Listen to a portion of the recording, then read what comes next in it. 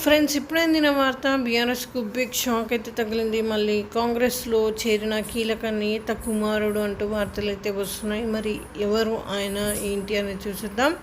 వివరాలకి వెళ్ళే ముందు ఫ్రెండ్స్, దయచేసి లైక్ చేసి, షేర్ చేసి, సబ్స్క్రైబ్ అయితే చేయండి ఫ్రెండ్స్. మరిన్ని లేటెస్ట్ అప్డేట్స్ కోసం అయితే బెల్ ఐకాన్ అయితే క్లిక్ చేయండి. అయితే ఉమ్మడి నల్గొండ జిల్లాలో బీఆర్ఎస్కు మరో బిగ్ షాక్ తగిలింది. ఆ పార్టీ సీనియర్ నేత, శాసన మండలి చైర్మన్ సుఖేందర్ రెడ్డి కుమారుడు గుత్తా అమిత్ రెడ్డి కాంగ్రెస్లో చేరారు. ఈరోజు గుత్తా నివాసానికి తెలంగాణ కాంగ్రెస్ ఇన్ఛార్జ్ దీప్దాస్ మున్షి, మంత్రి కోమటిరెడ్డి వెంకటరెడ్డి వెళ్లి వారిని పార్టీలోకి ఆహ్వానించారు.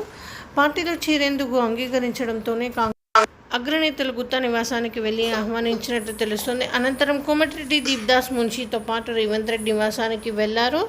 తర్వాత ఇంకా అమిత్ రెడ్డి కూడా వెళ్ళారు. అమిత్ రెడ్డి సీఎం రేవంత్ రెడ్డి కండువా కప్పి పార్టీలోకి ఆహ్వానించారు.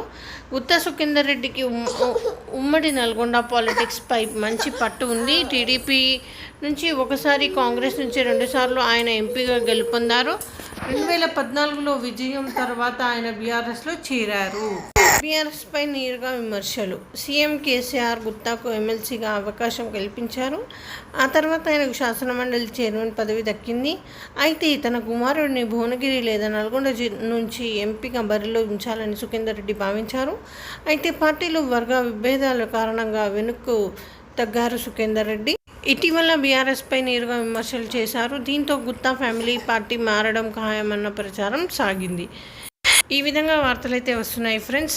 దయచేసి లైక్ చేసి, షేర్ చేసి, సబ్స్క్రైబ్ అయితే చేయండి ఫ్రెండ్స్.